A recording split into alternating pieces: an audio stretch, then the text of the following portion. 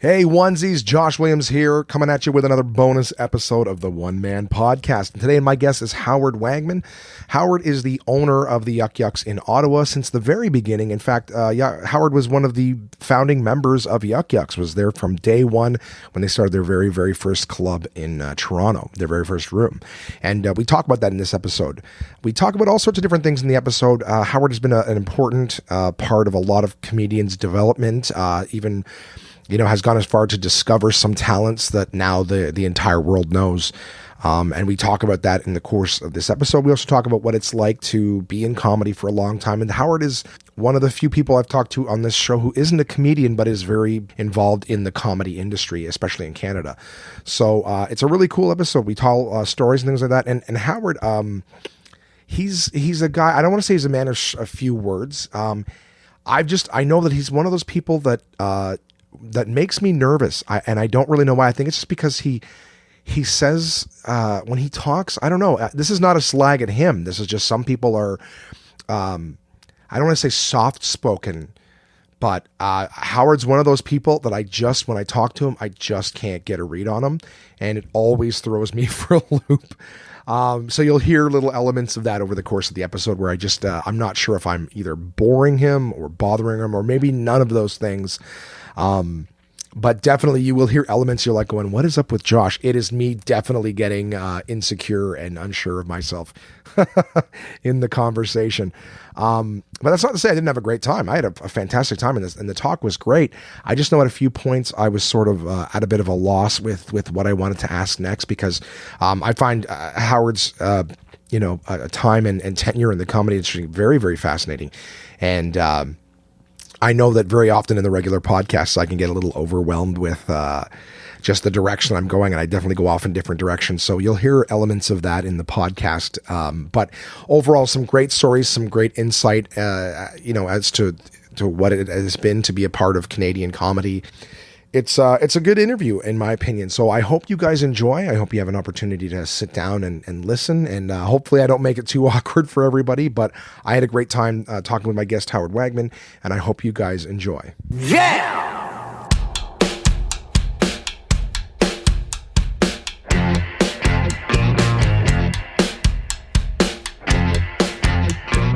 It's been a long time. Pleasure. Thank you. It's been a long time since we had a chance to sit down and chat and hang out. And I think I messaged you, like a long time ago, just like, hey, I'd love to. I heard a podcast that you had done here in Ottawa, and I thought your stories were fantastic. And I was like, I wanted to know more, but the podcast was like, they hit a hard hour mark, and it was like, well, thanks for your time. I'm like, we were just getting warmed up kind of thing. That was the Hatfield one? Yeah. That was the Hatfield one. Yeah. And I thought there were some fantastic stories in there. I remember, so, I mean, this is a great opportunity. I'll have like a little clip at the beginning where I intro you and everything that you've done. So rather than sort of just doing credits and making my guests uncomfortable with all their accolades, you've been a huge part of comedy in Canada and comedy specifically in Ottawa.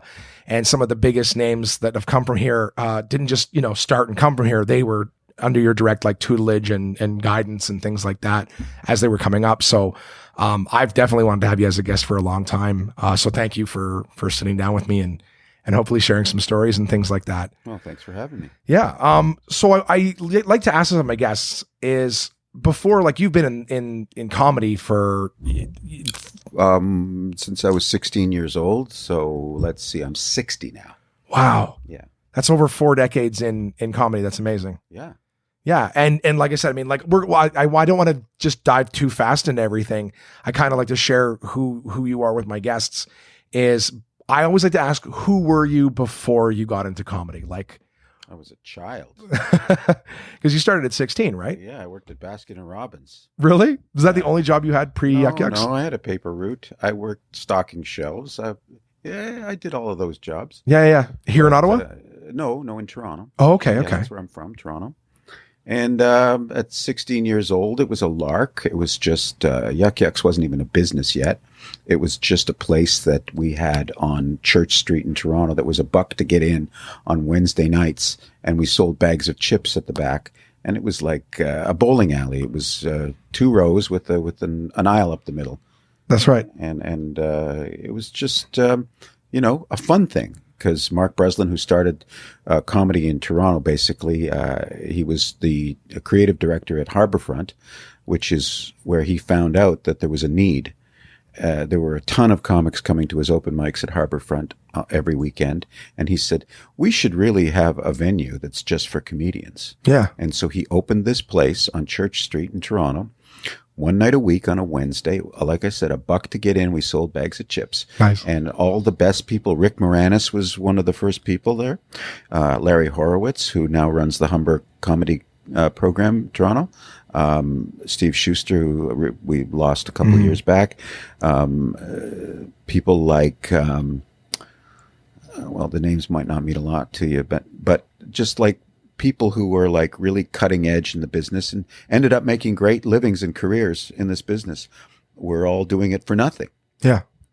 I remember, saw a few years back, there was like a CD, DVD set that was like, the Yucky X, like history of Canadian I don't remember the title, unfortunately, Canadian comedy or something like that. Yeah. Absolutely fantastic. Where Mark was sort of curating the history of Yucky X and sort of how the comedy came up. And I remember he's telling the stories like the bowling alley, and he shared like some of the Larry Horowitz. He had some clips of Larry in there and things like that.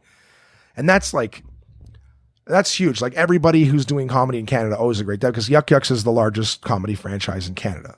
Yes. So there's Yucks in if I'm not mistaken, like the Northern Territory, there's Yucks in every province in the country. Not in Manitoba, not in Saskatchewan. Fair. Well, I think like overall this podcast has received absolutely no downloads in Saskatchewan, and I think 2 in Manitoba. So they're not very good. So everyone who's listening and has been listening, we're available in your area. Okay, sounds good. But yeah, I mean, it's so 16 years old is when you first started working. Yeah. For Yucks. Yeah. And was that was in Toronto at that location? What did you do there? Well, again, it wasn't a job. It was a bunch of people who loved this. Right. And they did this. We just went and did this all the time because it's what we wanted to do. And there was no money in it.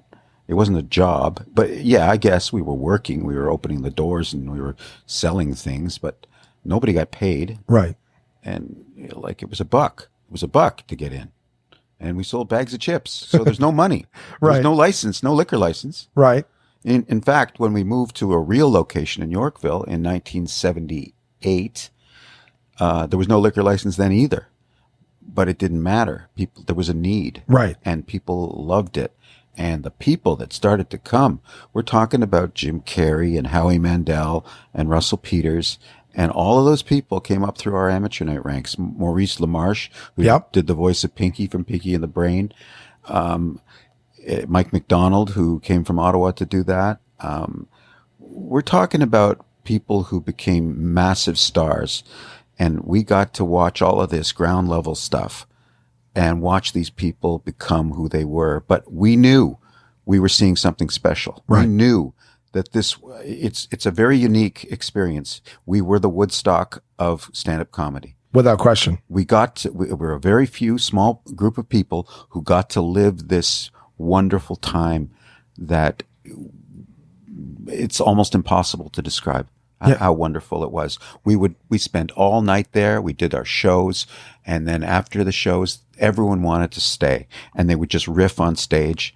And we'd sip our sodas or whatever we were drinking because we weren't licensed. Right. And just talk about comedy and watch people try things out and watch Jim Carrey do his like rubber face stuff and watch these things happen. Robin Williams came down one night, and this was pre-Mork and Mindy. Right. Remember? Yeah. Nobody knew who he was. And we saw the most amazing things. He stood up in the middle of the room and he did Hamlet. He stood on a table and grabbed a candle. Really? And started reciting Hamlet. And he was like a real buff in those days. Right. He was like an athlete. And his mind was sharp, and stuff like that would happen every night. Special things would happen every single night.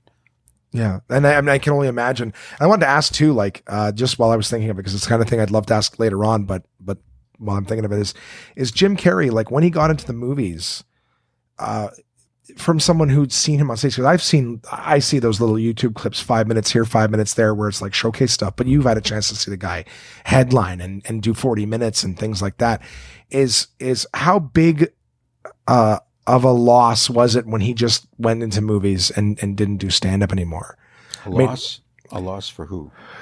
I don't know, fans of comedy, because there's guys like Robin Williams is a perfect example from your story too, where it's a guy who was wildly successful in movies yet still performed stand-up comedy. Like he had a love of stand-up.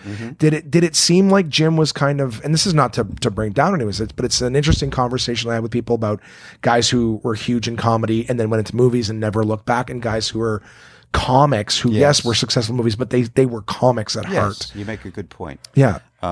People like Jerry Seinfeld and Jay Leno, they have the souls of comedians. Okay. And they still, to this day, want to go in and do a free spot at their local club. And they always will, because they have the soul of the comedian. You're right. Jim Carrey was multi-talented, had so many different directions he wanted to go in. In fact, he told us early on that his hero was Jimmy Stewart. And he always wanted to do and be that. Right. And I think to this day, correct me if I'm wrong, he has not won an Oscar yet. Jim? No, I don't think so. I think it's, again, I could be wrong. I don't want to speak for him, but I think that's his ultimate dream goal, to win a dramatic role Oscar. Okay. And I think he deserves to, and I think he should have for Truman Show. Yeah, he was great in that. There's a couple ones where he just did an incredible job. Like Eternal Sunshine of the Spotless Mind was another one. It's a little too weird for me, but okay. Yeah. But in terms of just him being able to show like, hey, I can do serious roles too. Like even Adam Sandler, decades into his career, started doing serious roles. We're like, oh, this guy's got some capabilities beyond, dick and shit jokes or whatever. Yeah. And that on this subject of these comics, like Eddie Murphy's another one where he was wildly successful in stand-up, but then movies and just never looked back. True. So I guess maybe my question would be is seeing these guys in an early part in their career, did it stand out that this was someone who was like, you see it in Los Angeles. I was there one time and I could tell from the amateur level, not the professional by any means, but from the amateur level, I could see the amateur comics getting on stage in Los Angeles, and I could tell which one of them were using this as a stepping stone into like acting or something, and which ones were like, no, this is a comic. This is somebody who loves. You're absolutely right. 100% right. And yes, you could identify those people. Yeah. And still to this day, it's pretty. Yeah. Is there anything, forgive me for asking, this is just, I find it very fascinating. Is there any maybe behaviors or something that you can see from someone? All I can tell you, and I've told a lot of people this, is that when I meet a comic, whether I'm amazed or awestruck by them, I'm amazed at how easy the conversation is, because it's a kinship amongst people who do this every day and who've lived this their whole lives. Even though I'm not a performer, I've grown up with comedians. Almost all my friends are comedians. And there's a way about them that's very easy. They're wonderful people. Almost all comedians share a certain personality type. And I know you know what I mean. Absolutely. When you meet a big star, like last week I met Ahmed. Right. Who some people may or may not know. He's a pretty big deal. Yep. He's an international star. I mean, it was like I'd known him my whole life. The second I met him, because there's an understanding. Of where you've been, where you're going, and the verbiage of the conversation. Right. And yeah, you can tell that. And then you can also tell the guys who are, what you said, using this as a stepping stone for something else. And there's nothing wrong with that. No. I don't consider it abuse of the stage or anything like that. Right. But there's a definite difference between Howie Mandel, Jim Carrey, and Jerry Seinfeld, Jay Leno. Right. Yeah, no, 100%. And you see, like I said, my experience has been very limited with it, but it's almost like people come in and it's like they're still on off stage kind of thing. Like they're like, I'm here to put on this performance on and off stage. Like I said, at least from the beginning level that I saw. Whereas somewhere it's like, they bring stuff to the stage and then they're like you said, that sort of unspoken, like you kind of get that feel this is a comic and, I like that. I wanted to ask that question about Jim Carrey and whatnot before I forgot, because I still want to learn about you. You guys moved in 78, you said it was? Yeah. To Yorkville. Yeah. Was that the first like Yucky X comedy cabaret or? Yeah. It was the first real comedy club. Yeah. In 1978. Yeah. At what point, now at this point, was it a job? Yeah. Okay. Yeah, it was a job. It was like $5 to get in. We had milkshakes and salads and burgers. Nice. And that was packed every single night. Lineups down the street. Yeah. And I remember now that wasn't the bowling alley one, right? Was it still long and narrow like that? I'm trying to remember. It was a real club. Okay. when you came to, how long was it after that room opened that you came to do the Yuck Yucks room here in Ottawa? Well, there was other ventures in between.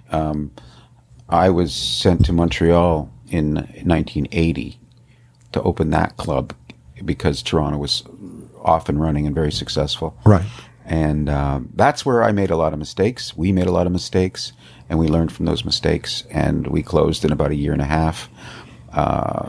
I think the main reason was we chose to open an Anglo business during the first ever referendum. That wasn't too smart. And we learned a lot of things about business that we didn't know. We were young, right? Just about you can't expect to draw the kind of numbers you will on Friday and Saturday as you do Monday, Tuesday, Wednesday, Thursday, and the rent doesn't change on those days. That's right. Yeah. And it was a pretty big room. It was like 250 seats, and we had a holding bar, and it was right downtown Montreal at Drummond and de Maisonneuve, which is like half a block from the Ritz. And rents in Montreal are cheaper, but still, you can't operate with 20 people, 30 people Monday, Tuesday, Wednesday, Thursday. Right. And that's what eventually was the demise of the club. Right. Even though it was a great room, really great room. And we had a lot of big stars play there, like Paul Reiser. Oh, wow. And yeah, it was a great room. And there was a competitor. There was the Comedy Nest with Ernie Butler ran, which he was there before us. There was a small but decent talent pool. Ron Vaudry was there. Howard Busgang, who became very successful as a writer in Montreal. Howard Nemitz, who also lives in LA now, very successful writer, and a few others. And they were living in Montreal? Yeah. Okay. And we had the time of our lives there. It was fantastic, but it wasn't a sustainable business. It wasn't a smart move, but we learned a lot from those mistakes. We lost a lot of money, and then we were scrambling in 81 and 82 to regain our footing and, and take this to the next level. Right. Was that the first club, besides the Toronto one? Yeah. Okay. Yeah. Okay. And so in 1984, Mark said, "Do you want to go to Ottawa and try again?"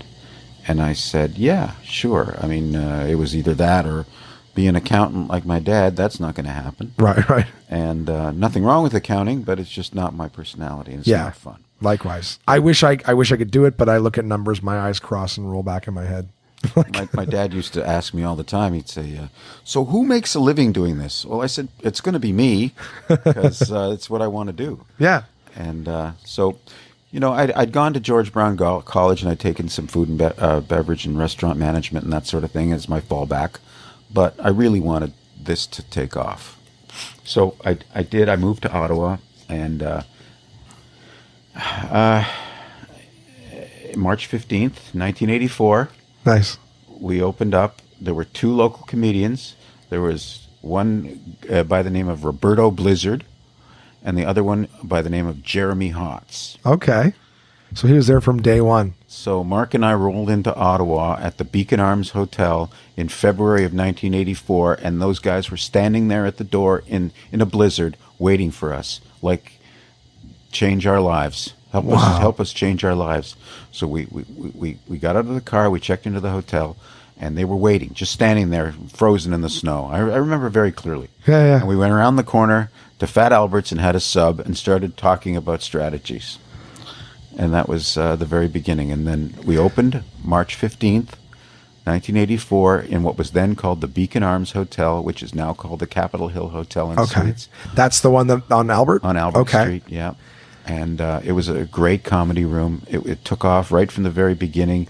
It was like magical. Yeah, it's one of my favorite places to have ever watched comedy. It was my first live stand-up comedy show ever. Before I talk about that, because I want to talk about my good experiences at that. That was one of my favorite places to ever watch stand-up comedy.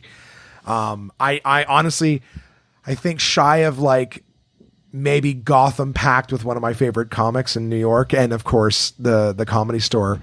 And it could have just been Starstruck, you know what I mean? But yeah, I love the club on Albert. And actually, you guys moved here the month I started comedy. 10 years ago. Yeah. So I've actually never had a chance to get up on stage at Albert. Wish I had, of course. It's still an empty space. Is it still empty? Yeah, they gutted it because it was unsafe.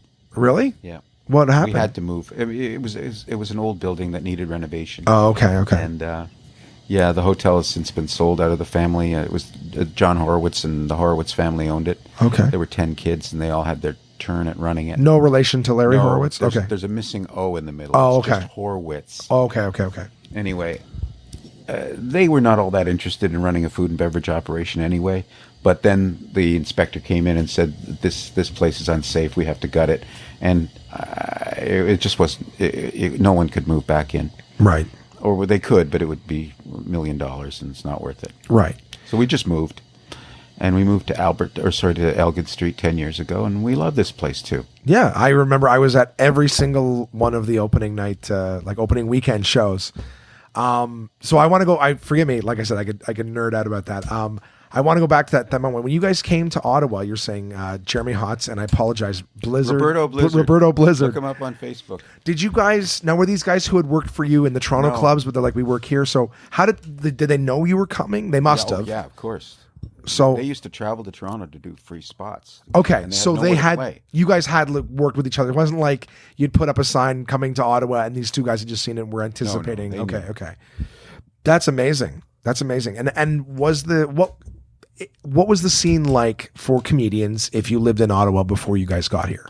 Well, there were clubs before us. There was a place, comedy clubs in Ottawa. Yeah, there was a place called Andy and Flo's, run by a guy named Andy Windsor and his wife. It was a real comedy club. It was on, I believe, on Rideau Street, where Mavericks is now. Real? Okay. Pretty sure that's where it was. And I never heard that name until just now, which is our agency used to book it. Okay.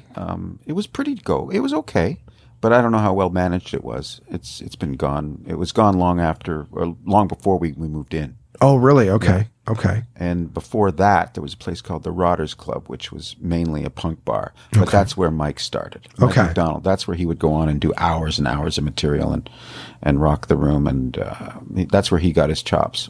And I would say early to mid 70s. Wow. Yeah. That one I've heard of. And I don't remember whose book it was in, but some place called like Valentino's or whatever. Someone had a story. Was that like, maybe it was just like a one nighter or something, but I think it's in the book I Killed. A Canadian comic was talking about some show they did at Valentino's. Okay. But I don't know.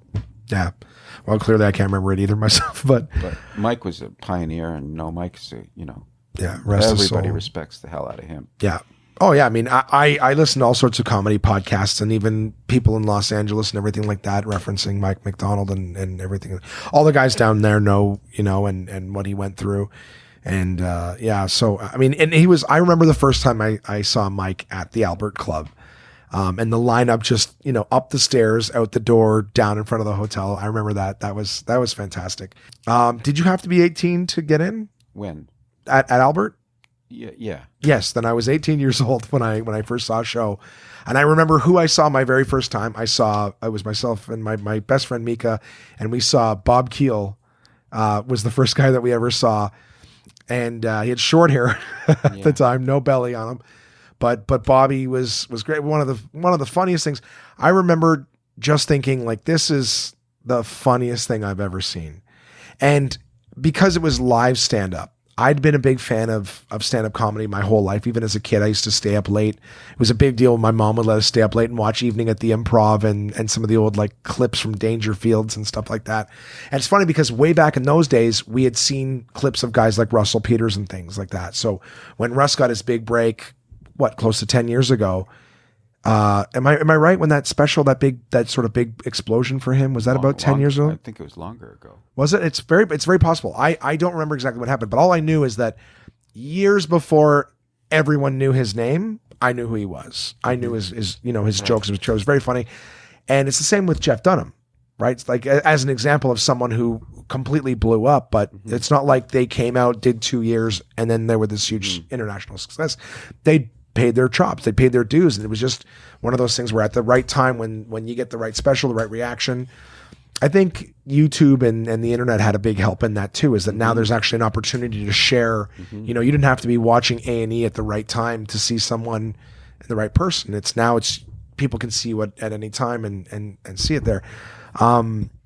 anyways, I had an opportunity to see Russ at the Albert Club. That was fantastic. Mike McDonald was absolutely amazing.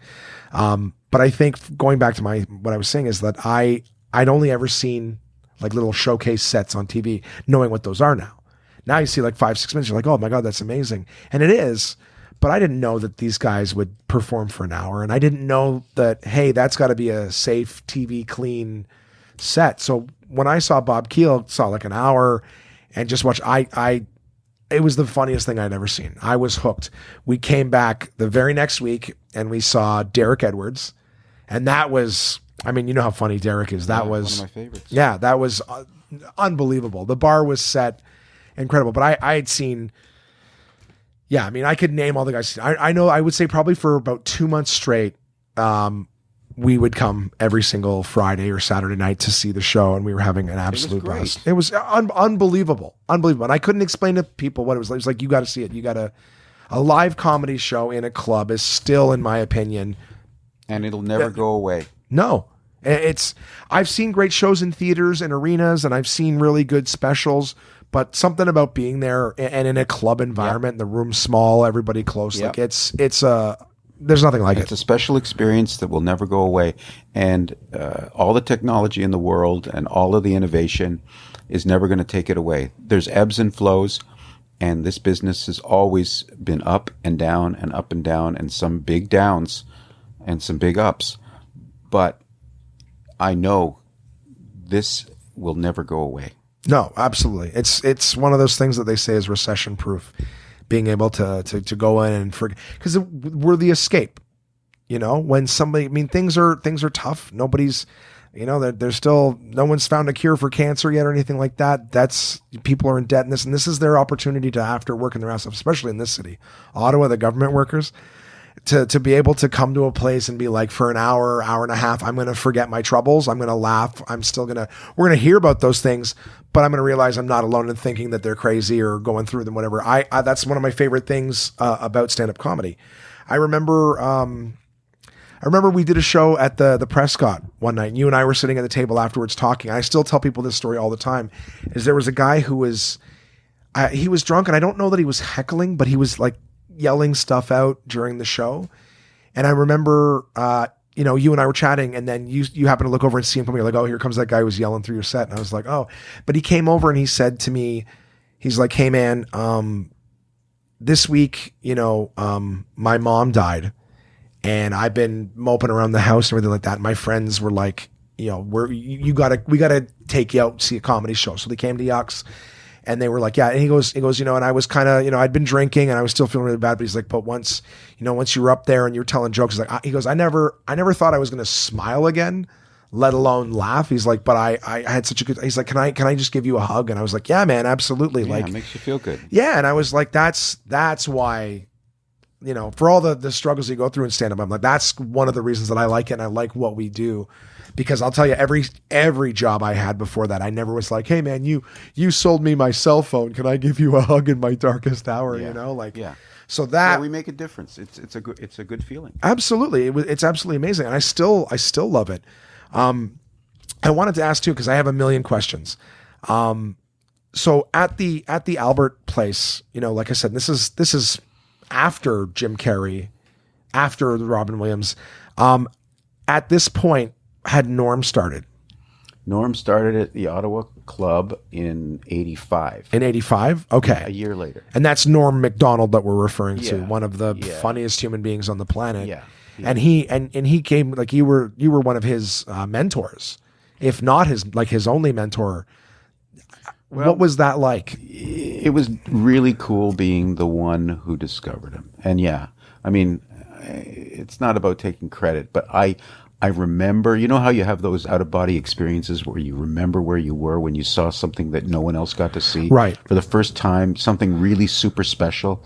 It's like witnessing something that you just knew.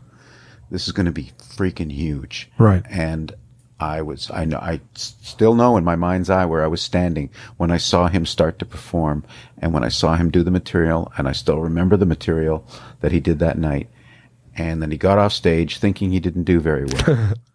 Like all the greats, right? And he just left the club. He started to walk out and down the street. Really? And I had to chase him. I told him, you got to come back here. You understand how what you just did. You've never done this before. And he said, no, not really, man. I've done some public speaking, but no, that's my first time doing stand-up comedy. Well, you're coming back tomorrow and the next day and the next day and the next day and the next day, and you're going to get great at this and you're going to be amazing. Nice. Yeah. So you could tell right away, just as you can't tell right away with a lot of people. Right. Most people are a work in progress. Some of them are fast out of the gate and then they sputter. But you knew that this guy, he thought differently. He had a way of expressing himself differently. He was just quirky and interesting and smart. Like the word genius, you don't like to use that word, but there's a few of them and he's one of them. Right. Oh, absolutely. And I still love hearing him. Still love hearing him. It's just the thought process you go through with him. And even his cadence. Some guys, it's just like the way they talk. Again, going back to Derek Edwards, it's just like what he's sharing is hilarious, but even just the cadence adds so much to it.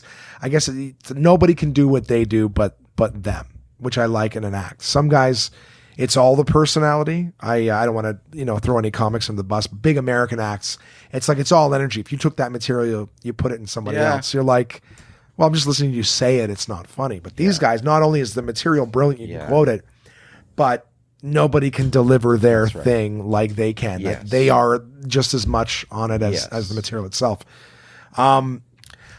Question. I'm trying to think of how to phrase it so it's not too long-winded. Is being a part of these guys' development. Did you ever have somebody? So it's kind of like a two-parter. Did you ever have somebody that you were like, you got to keep doing this? Somebody that you wanted to help push forward, but just didn't want to do it. But then the opposite, someone who was just like, no, I got to have you. Like, look, I can't work with you. Like, I know you want it, but there's just nothing. I guess it's like, that's the vast majority. Fair enough. But I guess, somebody that you're like, you have it, but what you're doing, you know what I mean? Like some guys in this business, not to say it's negative, but my podcast listeners, I've heard tons of interviews with people in the business, is some people, it's like, I know you got it, but you can't, like, you gotta be able to work with the industry too. You know what I mean? Some people are good club comics and they always will be, but they're never going to get past that. Okay. So maybe that's a good way. It's like somebody that you thought you were just like, you got to be able to, like, somebody who I guess just couldn't get to the next level, but that had it. They had it to do. Yeah. There's a lot of people like that. Yeah. Anybody that you want to develop that just they didn't want to come along for it? Like somebody like, you've got it, you need to want it too. Well, they're usually just too introverted and too like privately introverted. A lot of people don't know this about stand-up comics, but the vast majority of them are people who have the skill to do what people's number one fear is, which is to speak in public. Yeah. Yet on a one-on-one, they're the weakest at it. So yeah, that's fair. I like that. I know I won't name any names, but there are so many people who, I'll name one name. Okay. Mitch Hedberg, who is another one of my favorites of all time. Yeah. He would look at the floor when he was talking to you. Really? He couldn't look you in the eye. He'd always look at his shoes, and he had that long hair that was covering his eyes anyway. Like a dog. He was brilliant, just brilliant. And unfortunately, we lost him very, very young, the heroin addiction. Mm-hmm. But, it's a perfect example of somebody who couldn't possibly do anything else and was shy, just talking to him. But you could go on stage and talk to a room full of strangers, no problem. Yeah, that's interesting. And I wonder why that is. Like, I've never really talked, because you're right. Because I've met lots of guys who, like, you watch them on stage and unbelievable, brilliant writing, brilliant performance. You would never know that person is incredibly uncomfortable. Like you said, I think Norm was like that too. Really? Yeah. Just didn't he was really awkward, very awkward off stage. Yeah. It's so funny because these guys seem so confident. Well, Norm's not like that anymore. Right. But he was for a long, long time. Just you talk to him in a kind of introverted sort of. And a lot of comics don't fit into regular society, and they can't talk to what they used to call non-coms. I don't know if people use that term anymore. Civilians. I most of them are just like, civilians. Like, right. Like we're in the army or something. That's like that. And they wouldn't tell jokes to just people off the street. They would only tell jokes to other comedians. Right. or within the circle. Right? Yeah. And otherwise, they were uncomfortable. A lot of them are like that still. Yeah. Oh, I've noticed it too. I find myself in a lot of situations because I spend so much time talking with comics, but I have a lot of friends, just regular friends from high school and stuff. And I find it interesting that like one thing is I mention all the time, the great thing about comics and people in the industry is if we're sitting here having a conversation about something taboo, it's not that we attempt to do that, but we're all questioning and challenging things that are the topics of the day. But I found that nobody ever in a comedy club or comics environment, it's like, why are you guys talking about that? You shouldn't be talking about this. I always say it's not to say that everyone agrees with your position, but nobody's going, guys, we're not supposed to talk about this.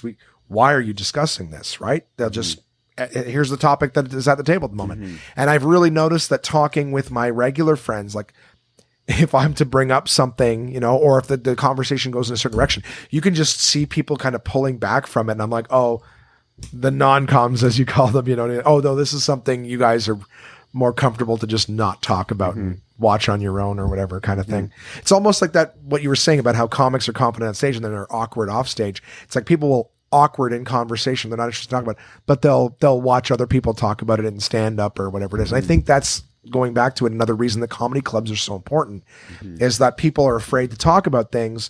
And when they get to come to a place, they get somebody else is going to take the stick and run with it. And we get to watch them talk about it and relate and stuff like that and sort of, exercise it out of ourselves that way kind of thing. A lot of guys are like that. And I think that I like that. I'm going to use that when you said, like, it's just there's guys who are confident on stage and then, but one-on-one, the absolute worst, like socially awkward. Very common. Yeah. Surprisingly, if I'm around guys like that who are uncomfortable, like socially awkward, I get really insecure. I assume it's something that I'm saying or something that I'm doing and it makes me uncomfortable. Like, what did I say? And then I will go from being the extrovert that I am to super introverted. Like, I don't know what I did to piss that person off. And it turns out they're just kind of like that. They're very quiet, small answers. Like you said, looking at the floor or whatever. I just assume I bored the person.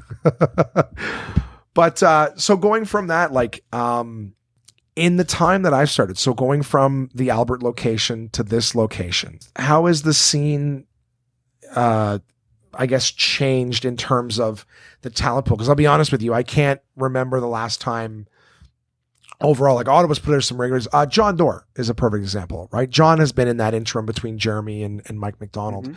Where did John come up from? Here in Ottawa? Yeah, right off our amateur night. Yeah. He started here? Okay. Yeah. So you've been a part of so many people's development or whatever. It's been fun. Yeah. Well, I know that a lot of Ottawa comics are gonna listen to this. Is there any, I guess, advice or guidelines that you would give to someone who's trying to start? What's something they should do more of, less of? I keep saying it on our Facebook page, New Talent Showcase. I keep telling them all the time, you need to come and watch. Back in the day, everyone used to hang out. Everyone used to watch. They don't do that anymore. As a group, they generally, if I'm not on, I'm not coming. Right. And that's why? They're not learning faster. All of our staff, almost all of our staff, are also comics. They've gotten better faster because they're here every night. Yeah. It's not just about watching other comics. It's about drinking in the environment and being part of it. You can't just go to I'm not going to name these places that do comedy once a week that aren't comedy clubs. Right. But those are so self-serving, really, and they don't serve enough of a purpose. Getting on stage just anywhere is not the be-all and end-all of growth. Right. You need to be around good rooms with watching really good comics and being around them and asking questions and talking to them and being part of the experience every night. That's how you get better. Yeah, you look at the people who are where you want to be and you learn from them. I remember that was something that was big for me when I started now they're my peers, right? The other people on the show, the other amateurs, they're my peers. So there's a certain, like, I want these people to get along with me. I want them to like me. I want to belong. But there's also a level too where you got to go, like you said, it's like you got to watch the people who are there. You got to be a part of the environment. You got to learn if you want to be a part of this, you got to immerse yourself in it. And we tell them if it's a Thursday or whatever, and it's a night we're not going to sell out, just ask. Don't just walk in and assume. Right. But if you ask and phone in, there's a handful of people who phone every week and come every week. Yep. And I'm not going to say that they're all going to become stars or they're all even going to make it, but they're going to get better faster. Yeah. They're checking some of the boxes off that you have to Yeah. in order to grow. Yeah. And I think that's important too, because I mean, yes, like you said, you got to ask, you got to be around it, show some respect. Cause at the end of the day, you guys are the comedy market. You know what I mean? So as much as you're part of the development and you're helping these people grow themselves, I think one of the things that I've tried to express to younger comics coming up, and again, who am I, right? I'm 10 years in, but I'm still new. I'm still learning, is I always say, like, you got to keep in mind too, at the end of the day, it's a business. Do you know what I mean? Like as much as, you know, they want to be on stage and I want to do weekends and stuff. It's, well, what can you contribute to the business? It's not just a take. So when you come, you know, have you developed a following? Are people going to come and see you? Are you going to be on time? Are you going to be respectful to the other comics on the show? Because there's a lot of guys who will do their spot and then they leave to do, like you said, one of these shows. It's like, oh, I'm doing 5 minutes downtown at the show for 5 people. It's like, well, what about that headliner who's here on the show? Why don't you stay and watch him and ask him some questions? Yeah. Because do you want to be like the other open micers who are doing that show for 5 people? Or do you want to be like the guy who's selling, you know, performing, headlining for a packed room? Yeah. And that's not to say that you shouldn't do both. You should, but prioritize your time. I mean, Mike McDonald, even the year before last, before he passed away, he would come down here and not even want to be on. He just wanted to be here. Yeah. He wanted to watch the new comics. He wanted to talk to them afterwards and tell them what they could do to improve. Yeah. He used to stand there, but behind the bar, drink his ginger ale because that's all he could drink at that point. Right.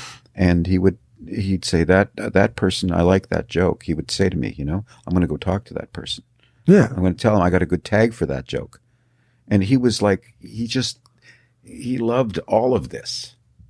Yeah. And that's invaluable. You can't put a price on having someone at that level, you know, who's willing to help contribute to your joke. Cause that's, like I said, you can hang out with the people who are at your level and they're going to sit around and talk about what you got to do in this business. And I used to always think when I was new, I'm like, well, how would you know? You're not a headliner. You're going to tell, you know, you guys are going to sit around and talk about who deserves that and who should be this. From anybody. Yes, you can. Absolutely. And I think that just being around the headliners and the clubs, it does, like you said, it makes you better. You're getting that experience. You're putting the time in. I think, that book, The Secret, everyone's just like, well, just think that you want it and you'll get it. I'm like, that's not, the way it is. But Greg Barrett, comic, I heard him on a podcast a long time ago. This is how he put it. He's saying the thing about The Secret isn't just believe it and you'll get it. It's immerse yourself in it. And the example he gave is like, if you want to own a boat, he's like, well, go down to the local marina or whatever and start sort of meeting some of the people there and talk to them and ask them questions. You know, if you like, join the boat club or whatever and meet people, you know, and go to their events and go sailing with some of the other guys. And, you know, and then in time, someone will probably have a cheap boat they're getting rid of or whatever. And they'll know you, hey, I know you're boom, you get a boat. It's not that you wanted a boat and so you got it one day. It's that you immersed yourself in what you wanted.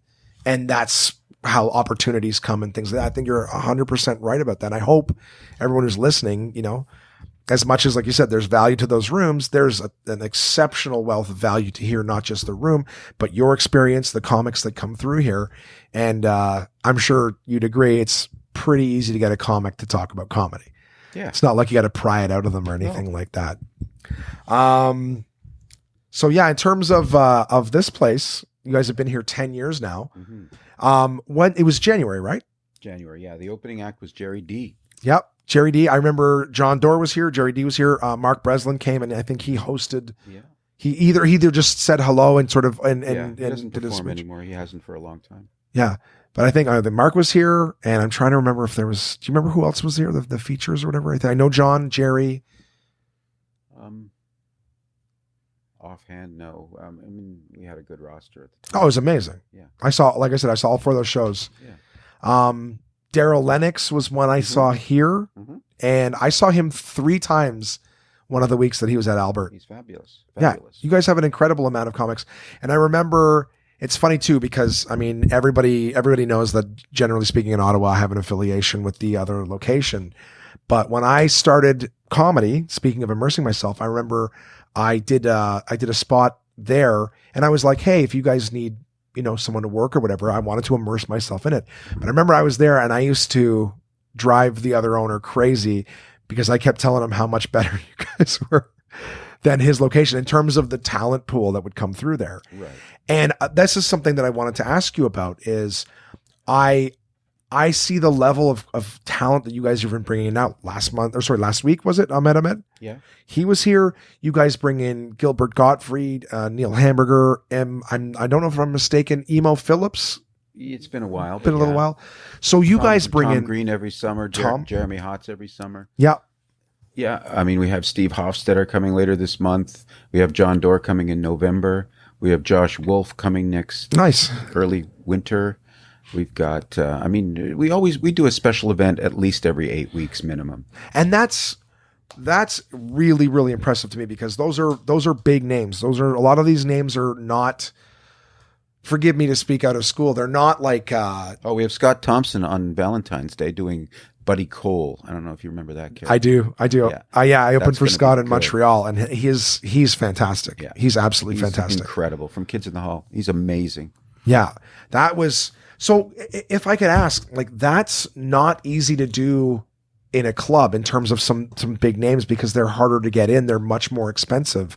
But I really appreciate the fact that you guys are doing that because a lot of clubs, they just decide, no, we're going to just put on a show and whatever we have is good enough. You guys go the extra mile to bring in big names and have these special shows. Because it's about the love, Josh. It's about the love. Yeah. If I didn't get to do stuff like that, I would be bored.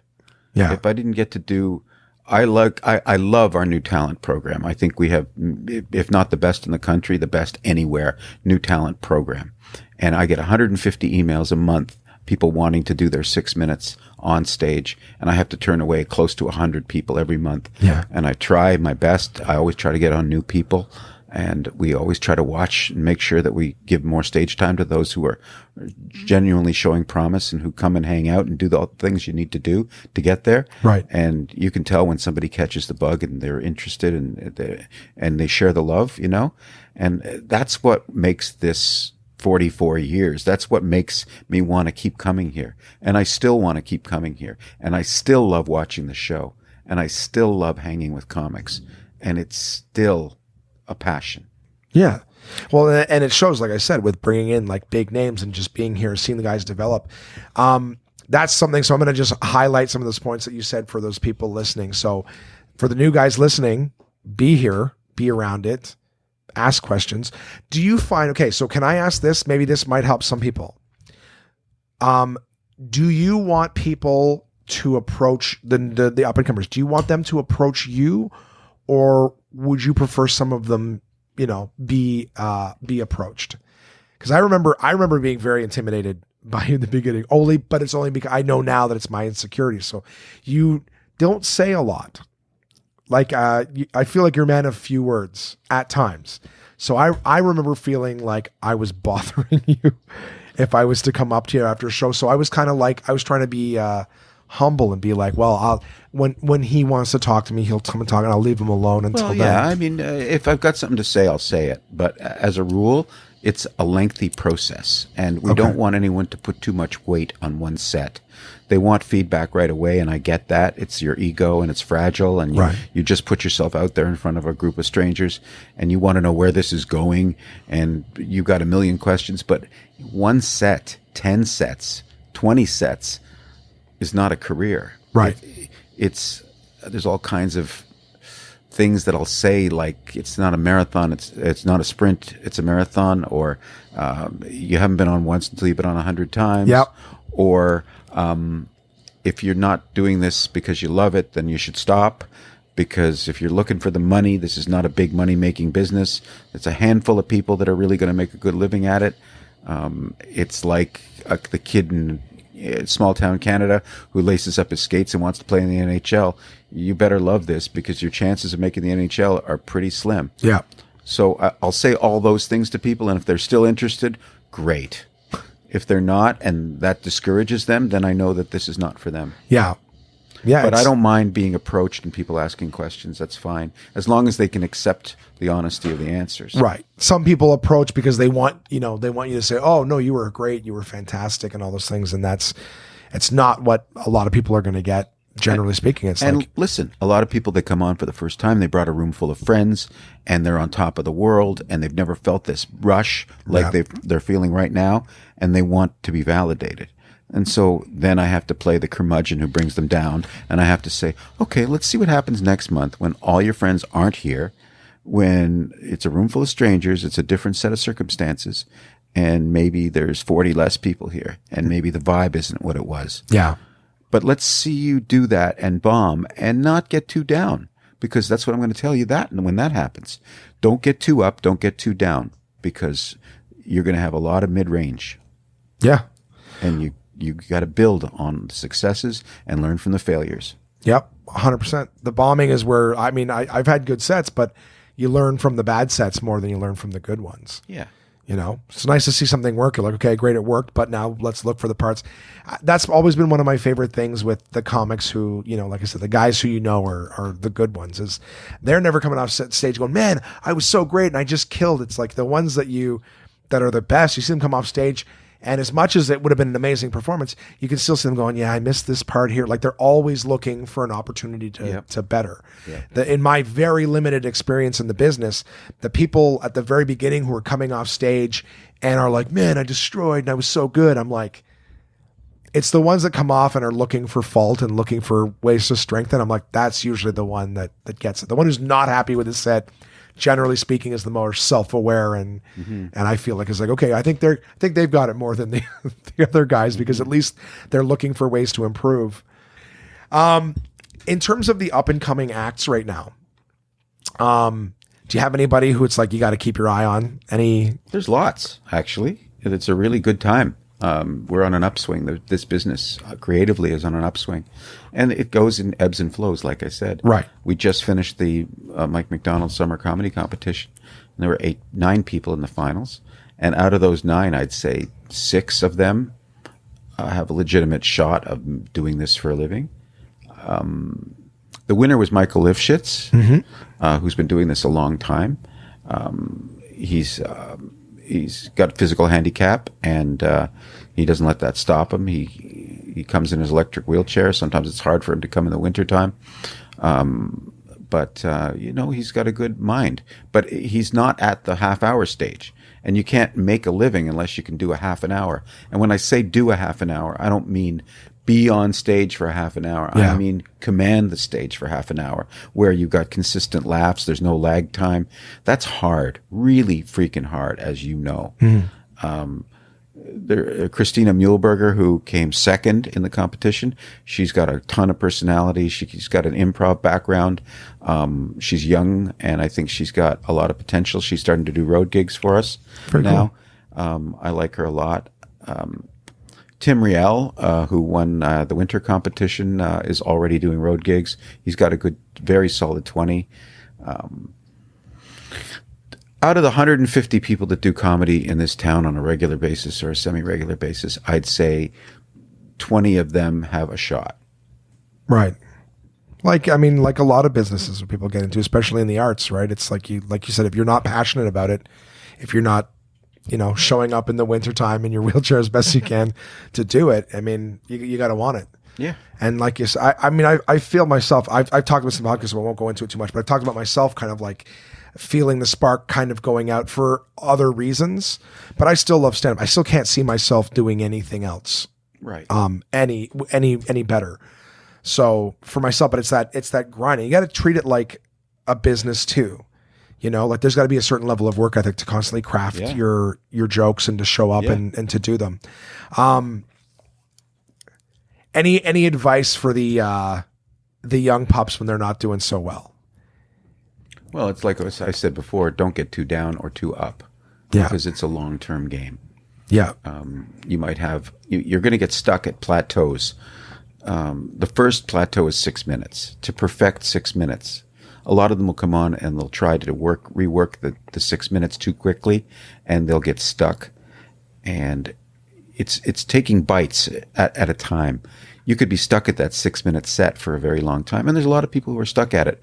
There are many comics in this town who have a very solid 6 minutes, but ask them to do more, they may think they can do more, but they really can't yet. So you want to throw in, when it's going well, you want to open with your strongest, you want to close with your strongest, and in between is where you do the little testing. You got to make sure that the segue leads into the thing you're testing. You know all this. And you got to make sure that the material flows so that it's a proper monologue. But the mistake they make is they try to rush. Right. And you can't rush this. Don't do a different 6 minutes every week. Right. You're not going to get there. You got to build the act in pieces, in chunks. Get that 6 and then make sure it's perfect. And when I say perfect, that means it works every night in front of every audience, every demographic, every room. You know that it's gold. Yeah. And then you try to get your 15 so you can split middle, which for people not in the business, that means making $50, you know? That's a great way to say it. Yeah. So if you're split middle, you know, you got a shot. Then if you can get to that stage, that usually takes a couple of years. You don't want to dishearten people by saying that. Right. But the average headliner in the Yucky X circuit, it's taken them 10 years to get 45 minutes of material that works consistently in all situations. Yeah. Where you know that they're quote unquote bomb proof. Yeah. And even then, it's like there's still that point, that condom percentage, I call it 0.00001. But, and I think that you bring up a good point too, is, and it reminded me when we were talking before about these other rooms, you're absolutely right, is that I remember being affected by it myself when I started, is because I'm performing with the same groups of people at different spots night after night. You start to be like, well, I don't want these guys to see the same jokes that I've been performing for the last. You mean your other fellow comics? Yeah, they understand. You know what I mean? Well, that's exactly it. The ones who've been doing it long enough understand. Yeah. Right. And at the same time, I tell the guys this all the time. I go, comics are never the ones who are going to be paying you to come see your shows. Yeah. You know, they're going to be in the back of the room for free. I go, you want to entertain this audience, and keep in mind, they've never heard that material before. Yeah. You know, so if you're doing all these little rooms where you're performing just for comics and you're like, oh, I better do something new, they've heard all this. It's like, yeah, no, work on the 6, polish it, make it bulletproof. And that's the kind of thing that's going to get your attention, or a club owner's attention, to go, wow, I've seen this material work in front of several different audiences. It always gets a big pop here. It always gets the consistent laughs. That's the kind of thing that, from a business standpoint, you have the confidence to go, I can put that on my show this weekend in front of a weekend paying crowd. Yeah. And it's going to do well. Yeah, you know? And that's another thing. It's a different vibe in the room every single night. Mm-hmm. You know when you walk into a club, at least if you're in clubs a lot, you know what night of the week it is just by walking in. You can tell there's a certain vibe to the room. On a Saturday night, it's date night. Everyone's dressed up. They have high expectations, but they're there to laugh. Absolutely. They're paying a proper cover, but their expectations are high. On a Wednesday night, it's kind of hit and miss. They know they're going to see some people who are not quite as good, but there's some gems, and I love our Wednesday nights. I totally enjoy watching the new people. It's the Wednesday nights are the hottest rooms, like one of my favorite nights for comedy. And because I remember before I started comedy, I remember Wednesday nights, I used to always come here because you guys had so many different acts on the show with different styles and things like that. I knew for myself, like, it was another show I got. And it was, like you said, vastly different from the weekend. And it's a good lesson too for an up and coming comic to learn as well when they're beginning, because when they destroy, as they call it, I'm doing air quotes for anyone listening, is they destroy on a Wednesday and they're like, I'm the funniest person in the world. But like you said, that crowd knows what they came to see. They came to see, up and comer night, pro-am night. Yeah. So their expectations aren't, oh my God, you better knock me over on my side like Daryl Lennox or Jeremy Hotz. But then when you finally get that opportunity, when you've shown that consistency on the weekend, they will also learn. I'm sure you've seen that 100 times. Guys who did well on the amateur night, and then when they get their first opportunity in the weekend, completely different story. Yeah. Yeah. They're often out of place. Yeah. But listen, you got to try, or that's how you grow, right? You just, they come off and they see the difference, right? And because they've done like 20 or 30 amateur nights, and then they do one pro night and they go, wow, that was different. Okay, I understand now. And then they grow and they build on that. Yeah. And it's like you said, it's one of the greatest places to do it. I've got so many fond memories of doing the Wednesdays and learning stuff and doing the weekends. I think I've covered just about all the questions that I had in terms of that stuff, but you're still here for the guys on the Wednesday nights. I'm here twice a week now. I'm here Wednesday night always, and I'm here one weekend night, usually Saturday. So that I can see the big show and feel how things are really going in the heart of the business.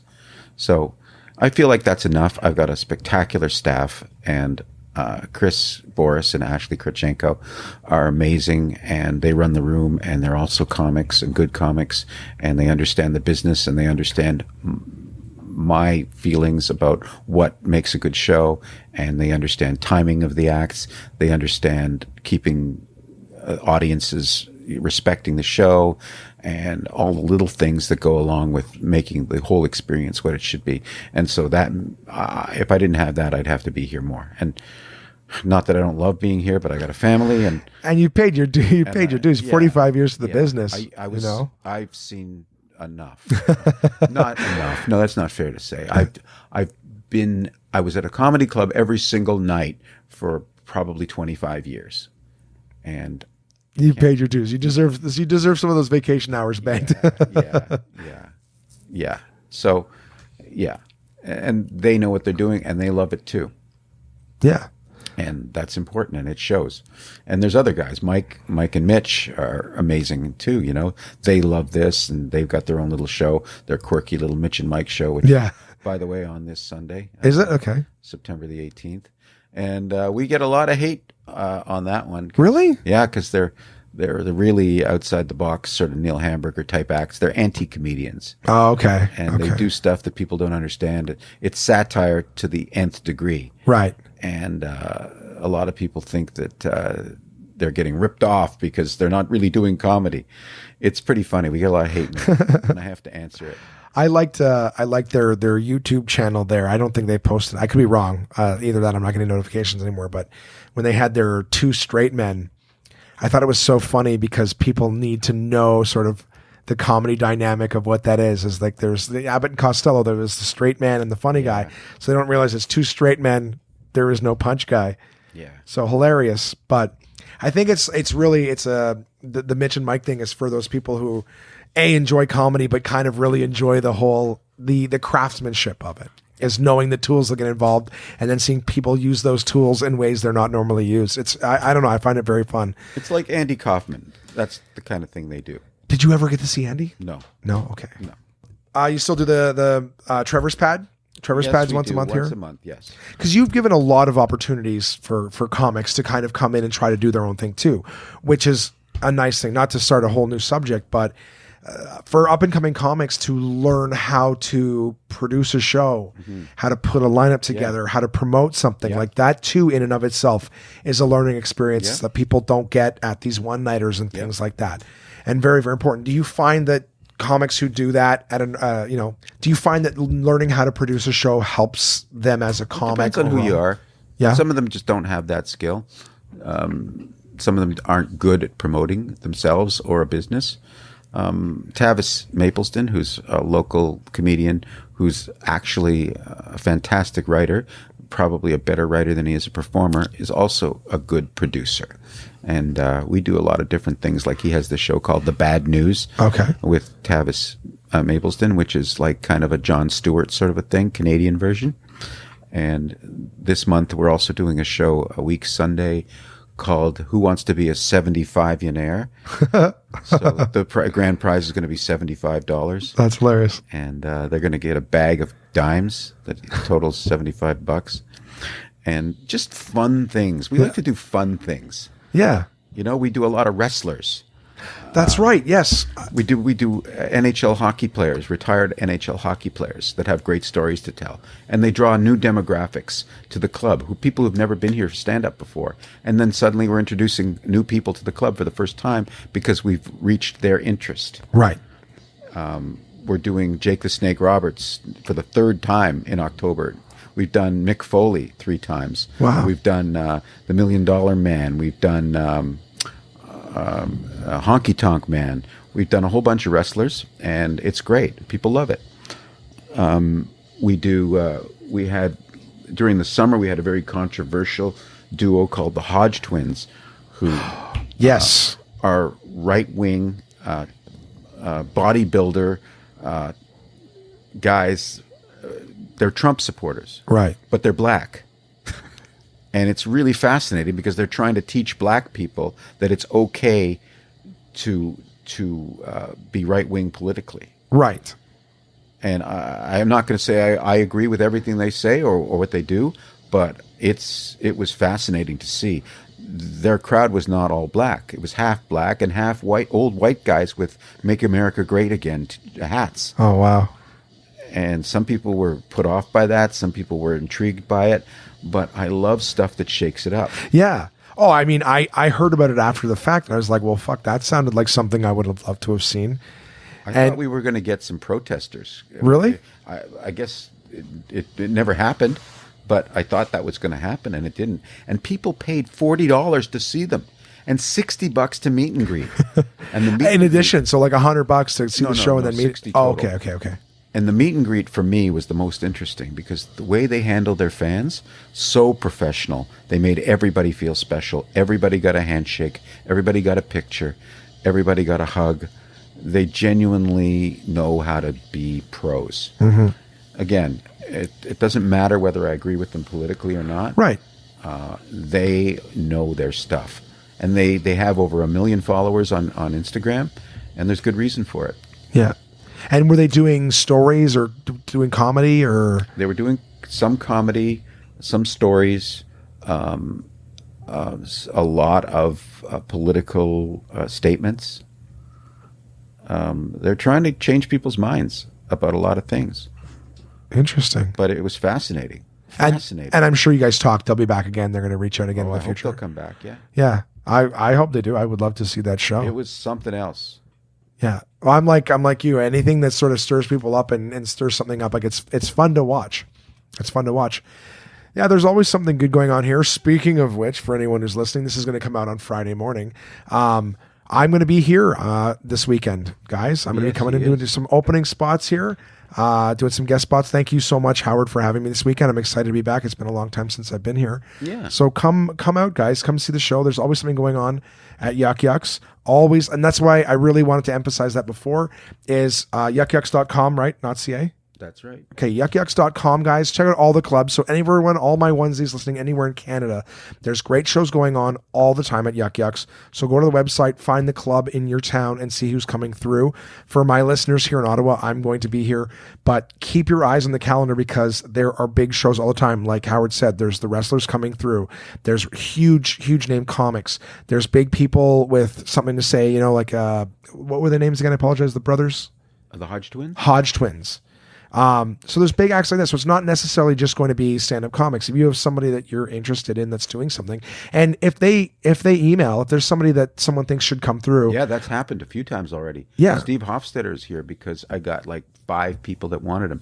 And 5 is a lot for one person or them to ask for, who's basically unknown, but very known in the States. Yeah, Steve's big. He runs the New York.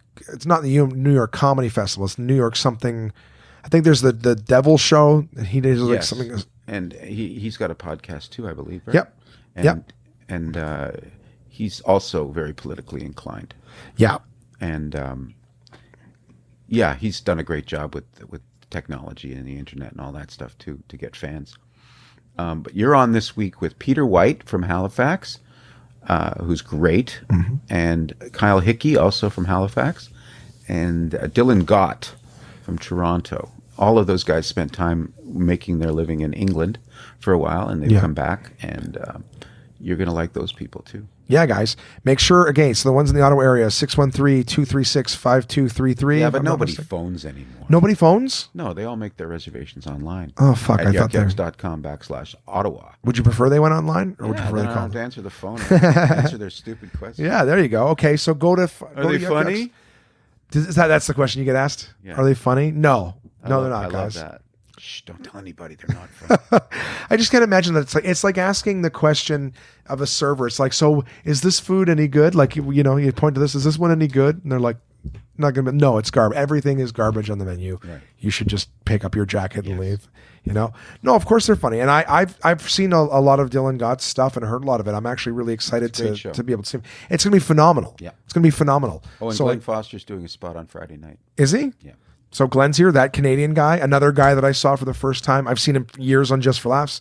Seen him for the first time live ever at a Yucky X club. So there's great acts, guys, and really it's what you've done and what you've been a part of in the Ottawa comedy community, in most communities, unprecedented. I am truly blessed to have made this a lifelong venture. Yeah, well, thank you, because you've been a really important part to a lot of people's lives, and even those of us who get to enjoy the acts that you've helped, curate and cultivate and mentor. Such fun. Thanks, Josh. Thank you. Hey, thanks for doing this podcast with me. I hope to have you back another time. My pleasure.